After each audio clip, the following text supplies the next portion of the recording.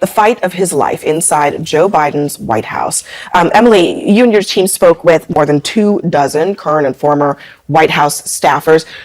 How did they try to manage President Biden, and what we now know are signs that he's aged, especially in the last 3 years of his presidency? Well, Abby, for any president since Reagan up to this term in their presidency, Biden has had the fewest news conferences and interviews. He has had the smallest number of meetings with lawmakers since his prior years before, and that's according to visitor logs. And we've talked to a number of lawmakers and major donors that feel like even though there are some good days where Biden is sharp and detail-oriented, there are more and more bad days where he's forgetful.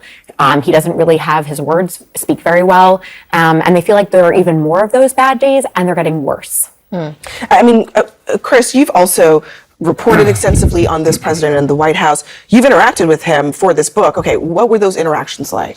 Well, the thing to understand here is that the DNA of this White House is controlling the narrative. Yeah. And I can tell you, having written a book about it, that this White House is the most battened down, buttoned up, scripted White House in modern history. So while I was able to interview in real time almost all of Joe Biden's inner circle, when it came to Biden himself, the deal was written answers to written questions. I'd never heard of that before. Was that a red flag for you? Well, look, you know, you can look at it two ways. I mean, this is obviously a White House either with something to hide or just obsessed with controlling the narrative.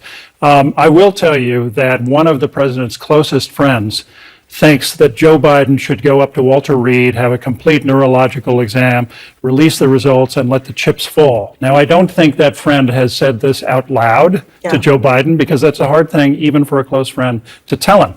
But I don't think he's going there without a major push. Chris, I have to just, it's a little bit surprising. I mean, a little stunning that you're writing a biography of the president, and he wouldn't talk to you over the phone, on Zoom, anything like that.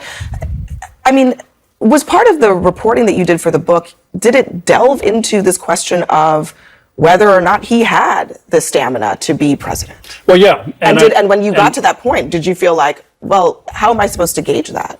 Well, by all accounts, the people I spoke to, including his closest friends, his inner circle, they all said that Biden was fine cognitively. He obviously walked like a zombie because he has arthritis and all the rest of it. But no, I didn't get any indication that he was cognitively impaired, and everybody insisted otherwise. I mean, Brian, you may have heard the interview I just did with Congresswoman Maxine Waters, and she very notably said, I don't believe the polls. I don't believe these numbers, the Cook Political Report showing a movement toward Trump in 6 battleground states. I mean, this is in a way reminiscent of, frankly, the Trump era, in which they often said, don't believe the polls, don't believe what you're seeing, don't believe what you're hearing. I mean, is this risking going in that direction? I think we are there. I think we're down that direction, and we're there now. They're saying, don't believe your lying eyes, forget what you saw at the debate 2 weeks ago. And yet, you know, President Biden has been relatively invisible. Yes, he's giving speeches here and there. He's holding the summit. He's having a press conference on Thursday. But those are just table stakes. Those are just the basics of doing the job. We shouldn't treat this press conference like it's anything more than a normal part of doing the job. Although, as you pointed out, Emily, he's avoided doing so. I think you're absolutely right to point at the comparisons here between Biden and Trump, and the Biden-Trump years and the Trump years. We called it out in the Trump years. We've got to call it out now in the Biden years, when it seems there's a cover-up, when it seems that they are not able to take in feedback or criticism or dissent, because that's what's going on right now. A lot of people trying to call out what's going on and help draw attention to it. So, Brian, I'm going to stay with you for just a second, because this just happened tonight. George Stephanopoulos, the ABC anchor who just interviewed President Biden last Friday in a really high-stakes interview, he was stopped by, it seems, TMZ and asked, you've talked to him more than anybody else. Should Biden step down? And then he said, I don't think he can serve 4 more years. That's pretty stunning. It is. Now, of course, George has come out and said, I shouldn't have said that. And ABC says, that's not the opinion of the network, just his opinion. But his opinion matters, because he's the outsider that spent he's one of the outsiders, one of the few outsiders to have spent time with the president recently. I think, Abby, there's a lot of people who feel they've been conned. People who feel they've been fooled by this White House. And, you wonder about some journalists who feel that way as well. Well, Emily, I mean, the Wall Street Journal reported and got a lot of heat for this report earlier about just asking the question, how is Biden behind closed doors? When you went back to some of those people, did they express a change of viewpoint now that this is out in the open?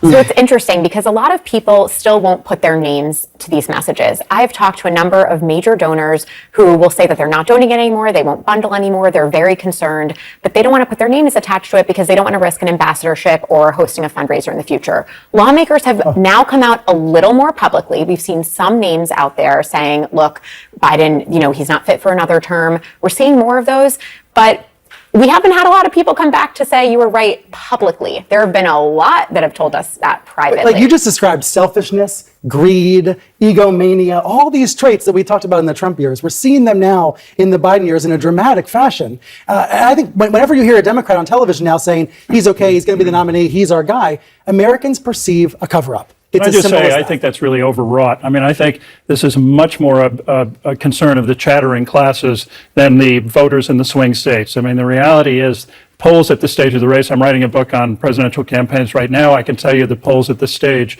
are not very reliable. And moreover, the polls that are out there show that the bottom has not fallen out. In fact, the real-time focus groups during the debate showed that every time Trump opened his mouth, his numbers went down, I don't and think Biden's anyone didn't is particularly. They suggesting were that pretty Trump, stable. First of all, did not do well in that debate Right. either. He did lie a lot.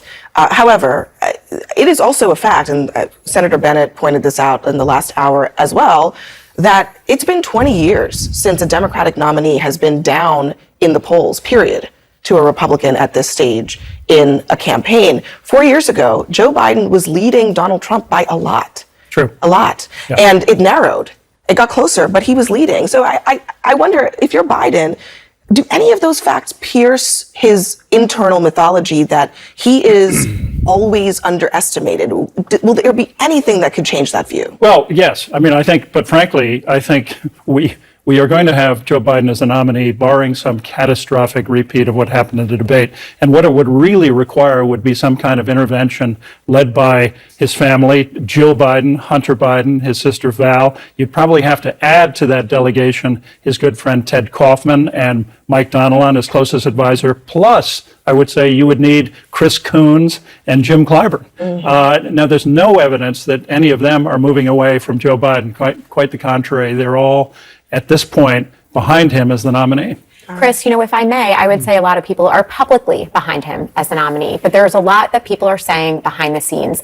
What the public is also seeing, just last week, there were pre-approved questions for radio hosts that were doing interviews so that Biden could pick up the momentum and come back. And soon after that became public, then we heard in our reporting that the campaign decided not to do that anymore. When Biden stumbled at an event, the White House was completely freaked out. They changed what shoes he was wearing. They changed the stairs. There is so much stage managing going on here. And I think what our reporting shows and what we're just trying to get out is the truth. Because oftentimes the people who are answering those polls are not seeing the full picture. Well, a lot of this stage managing goes back to Reagan when they used to literally fire up the engines on Marine One before he walked out so that he couldn't hear Sam Donaldson's questions. Sure. So I'm just saying this kind of stage management a tradition goes that way back. continues to this day at the White House. I can attest to that.